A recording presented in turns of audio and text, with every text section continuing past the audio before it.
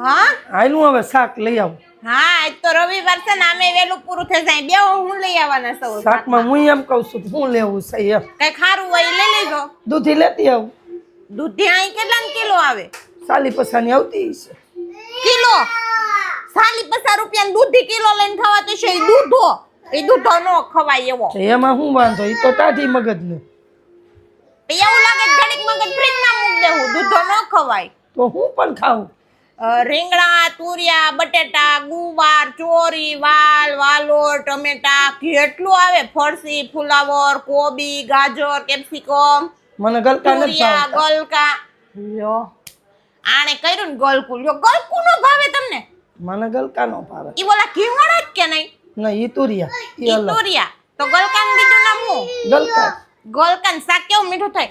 સુધારીને કટકા કરીને વઘારીને સાહી નાખીને ઈ બહુ વસલ થાય. મને ઈ નો ભાવે. એક વાલોર ઈ નો ભાવે. એ બે શાક નથી લઈ. લ્યો વાલોર નો ભાવે ઈ વાલોર ખાઈને તો ઘરમાં લડાઈ લાગે. વાલોર તો જો વાલોરનું શાક નત કરવું, તુરિયાનું શાક નત કરવું, ગલકાનું શાક તો કે ભાવે નહીં. તો ટમેટાનું મને નથી ભાવતું. સેવ ટમેટાનું ભાવતું જ નથી. તે હસો મને નથી ભાવતું. જો ડુંગળીનું જ બપેર કર્યું તો શાક શેનું કરશે? શાકે તો રોજ રોજ માથાકૂટ કરી ઉનાળામાં. શેનું કરું? હા કઠોળનું કરી નાખો. કઠોળ બારે માસ ભાવે. મને કઠોળ નો મને નો ભાવે. ભાવે. કબજિયાત ઉનાળામાં કબજિયાત થઈ જાય ને ગેસ થાય. કઠોળ તો ઉનાળામાં ખવાય જ નહીં. અરે પણ તમતાર ગેસ થઈ જાય તો તમે મુંજાવમાં માર પાસે ખાલી ગેસનો બાટલો ભર્યો હું ભરી લે તમતારે. એવું નો હોય હવે. લે તમને ગેસ થઈ જાય તો બાટલા ભરી લે તો તમે. કાઈ નહીં દૂધી લઈ આવો ને દૂધ દાળનું કરી નાખી. નહીં હો. આ તો તું દૂધીનું ખાજે ને હું ભીંડાનું ખાઈ. બીજું હું તો ભીંડો તો ચીકણો ચીકણો હોય. ભીંડો તો મને નહીં ભાવે. ઉનાળામાં મેં ભીંડો નો ખવાય. લૂ લાગી જાય.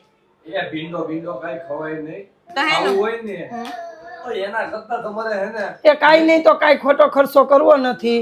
સાઈ પડી છે શેણાનો લોટ પડ્યો છે બરોબર. કઢી કરી નાખી. કઢી કરી કઢી નાખો. ખીચડી એટલે કઢીને રોટલી બાજરાનો નો કરવી. લ્યો લ્યો ના ના બાજરાનો રોટલી રોટલા. તમારે કરવો જોઈએ. રોટલી નો કર કઢી ખીચડી કરી નાખીએ. આ તોય હાલે.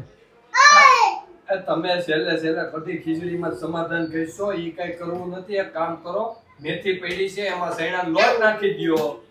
એટલે છે આવી ને, ગરમીના ભજીયા નો ભાવે. આજ બહુ ગરમી છે. આજ ની કાલ હાંજે ભજીયા બનાવશું. આ એલાવ તમારે કેરી ખાવી હોય તો ખાવા મળજો સીઝન ની. નકર આંબાલાલ કાકાએ આગાહી કરી છે હમણાં ગમે તે તેલના તાવડા મુકાવી દે. એ સસ્તી થાય પછી ભજીયા ને રસ ને પૂરી ને શ્રીખંડ ને બધું ભાવે બહુ કા મમ્મી. ઈ એકય મેળનું નો થાય. રસ શ્રીખંડ નો રવોટલી ખવાય. એકય મેળનું નો થાય. શ્રીખંડ નો ખવાય. ભાઈરે પડે તો ઉનાળામાં. મઠો ખવાય. મઠોય નો ખવાય. બે એક જ એમની છે. મઠામાં શ્રીખંડ માં ફેર હું ઈ બધું દહીંમાં દૂધમાંથી નથી બને. છે. બધું એકનું એક જ છે. તો નામ કેમ અલગ અલગ? એ મઠો હોય ને ઈ લિક્વિડ આવે. શ્રીખંડ થોડું આઈસ્ક્રીમ જેવું આવે. લિક્વિડ આવે થોડોક ભરીને ન લેતા હોય. હમણાં આપણું કપડા ધોવાનું લિક્વિડ પૂરું થઈ ગયું. તમે જાતે ઈ તો લીટર એક લેતા આવી છો. ઈ તો ભૂલાઈ જઈશ જો. એ ઓલા ખૂણામાં 5 લીટર પડ્યું. એવું છે એટલે હું મઠો 5 કિલો પીડ્યો છે. તો પી જાવ. મન નથી ભાવતો જ નથી.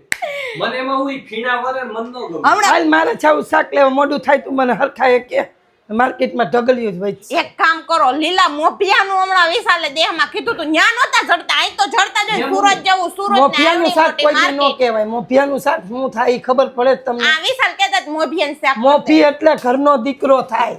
ઈ મોભિયા નય. તો આ મોલા નેવે સડાવે ને ઈ મોભિયા. ઈ ઘરનો મોફી કહેવાય.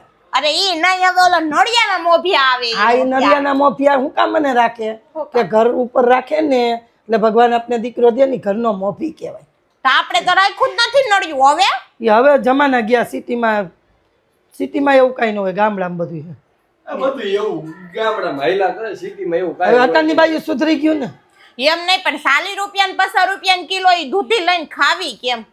તો કાંઈ નહીં હું 10 રૂપિયાની ઢગલી મળતી હોય ઈ લઈ આવું. જાઉં છું બીજું ટીંડોરાઈ લઈ લેતા આવું આવજો. ઢગલી. હાલો હવે અહીંયા જેલખાનામાં પૂરી શું કરું. એમાં